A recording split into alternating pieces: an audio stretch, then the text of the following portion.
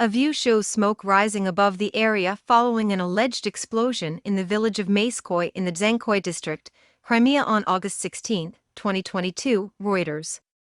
Russia blamed saboteurs for explosions at one of its military bases in Moscow-annexed Crimea, while Kyiv hinted it was responsible, as Ukrainian officials said their strategy was to destroy supply lines supporting Russia's invasion.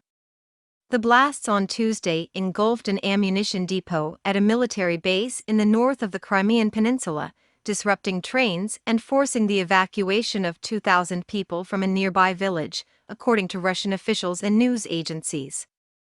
Plumes of smoke were later seen at a second Russian military base in central Crimea, Russia's Kommersant newspaper said. The action followed last week's explosions at a Russian military air base in western Crimea that destroyed 8 warplanes. Russia's defense ministry said Tuesday's explosions at the ammunition depot were a result of sabotage.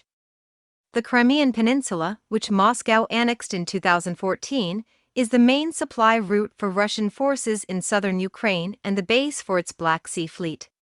Ukraine did not confirm or deny responsibility for the explosions, though its officials openly cheered Russia's setbacks there. Presidential advisor Mikhailo Podolyak and Chief of Staff Andriy Yermak both exulted on social media at demilitarization, an apparent mocking reference to the word Russia uses to justify its invasion. Operation Demilitarization, in the precise style of the armed forces of Ukraine, will continue until the complete deoccupation of Ukraine's territories, Yermak wrote on Telegram. Podolyak told Britain's Guardian newspaper later that Ukraine's strategy was to destroy Russian logistics, supply lines and ammunition depots and other objects of military infrastructure. It's creating a chaos within their own forces. As Kyiv considers a potential counteroffensive in the south, the explosions raised the prospect of new dynamics in the 6-month-old war if Ukraine now has capability to strike deeper in Russian-occupied territory or pro-Kyiv groups are having success with guerrilla-style attacks. President Vladimir Zelenskyy urged Ukrainians to steer clear of Russian military bases and ammunition stores and said the explosions could have a number of causes, including incompetence. But they all mean the same thing: the destruction of the occupiers' logistics, their ammunition, military and other equipment, and command posts, saves the lives of our people, he said in an evening address. In Tuesday's blasts, an electricity substation also caught fire, according to footage on Russian state TV. 7 trains were delayed and rail traffic on part of the line in northern Crimea had been suspended, Russia's RIA news agency said. Nuclear power plants.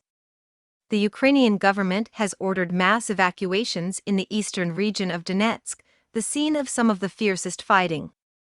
But for one couple who own a small farm near the city of Kramatorsk, leaving is not an option. Grandmother cannot be transported, she is almost 100 years old, Natalia Tayance, 47, said as she checked on the elderly woman. For her husband Alexander, the idea of leaving is scary. Our parents are buried here.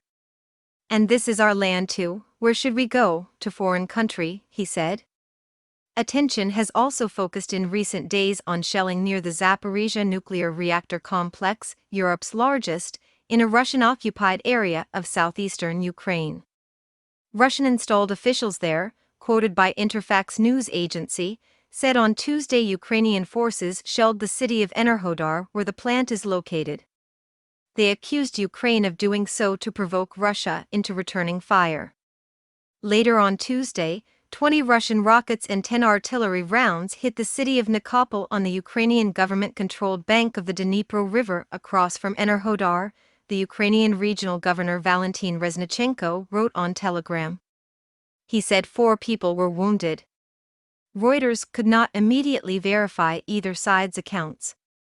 Each side has blamed the other for heightened risks to the Zaporizhzhia plant, which Russia seized in March, though Ukrainian technicians continue to operate it. The Ukraine conflict has caused millions to flee, killed thousands and deepened a geopolitical rift between the West and Moscow, which calls its invasion a special military operation to demilitarize its neighbor and protect Russian-speaking communities. Ukraine, which was part of the Russian-dominated Soviet Union until its 1991 breakup, accuses Russia of waging an imperial-style war of conquest. Grain export progress. There was further progress on a UN-brokered deal for Ukrainian grain exports to resume after a Russian blockade of Black Sea ports had worsened a global food crisis.